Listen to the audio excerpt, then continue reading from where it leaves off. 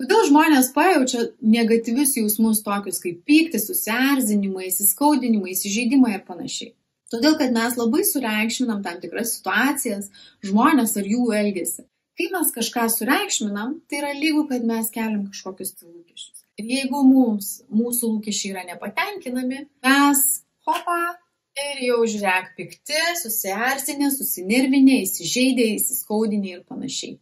O kas gaunasi, jeigu mes nuimtumėm reikšmingumą ir priimtumėm bet kokią situaciją, bet kokį žmogaus elgesį, tokį, koks jisai bus. Bus geras? Valio, faina. Bus kažkoks netoks, kokio mes norėtumėm? Okei, priimam, paleidžiam, važiuojam toliau. Bet mes neįsiskaudinsim, mes neįsižeisim, mes nesupyksim. Nes mes sąmoningai priėmėm tą situaciją, kad kaip bus, taip bus gerai. Mes nekeliam jokio lūkesčio.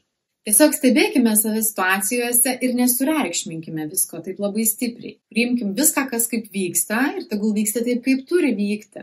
Kuo mažiau sureikšminimo, tuo mažiau nusivylimo.